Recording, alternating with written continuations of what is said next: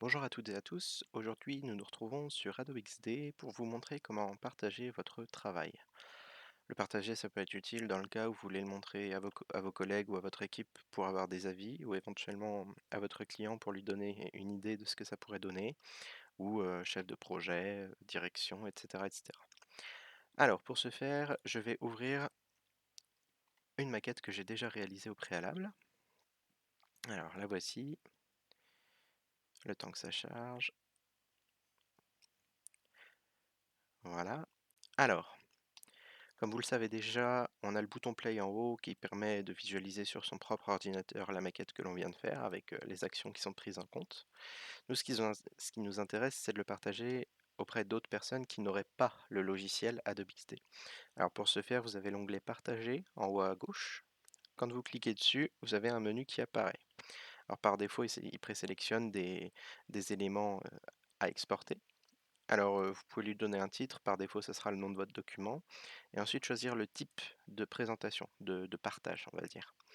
L'examen de la conception, en gros, ça va être plutôt technique pour savoir si vous avez bien réalisé votre maquette et éventuellement obtenir des commentaires de la part de personnes qui peuvent être référentes sur le projet, par exemple.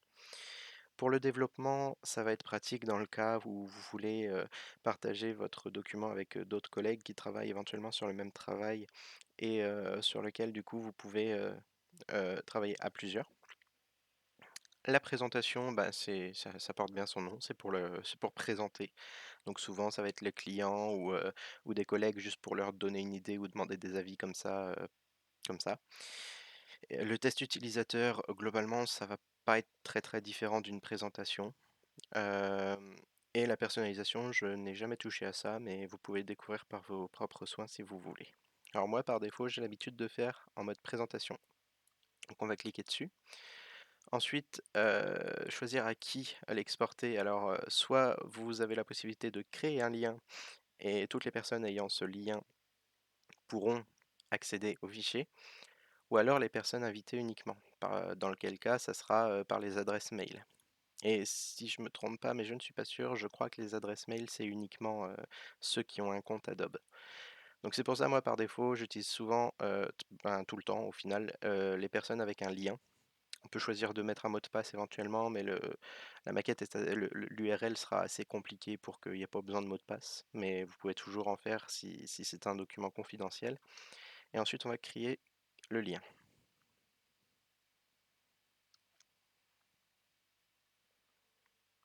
Donc là, c'est en train d'envoyer le fichier sur le serveur et de créer le lien en parallèle. Très bien, alors du coup, quand je vais cliquer dessus, on va voir ce qui se passe. Ça m'ouvre tout simplement une page internet. Bon alors oui, par défaut, ça m'ouvre Microsoft Edge, mais donc ça m'ouvre un navigateur sur lequel vous allez avoir accès directement à la maquette et avec les actions qui sont bien prises en compte.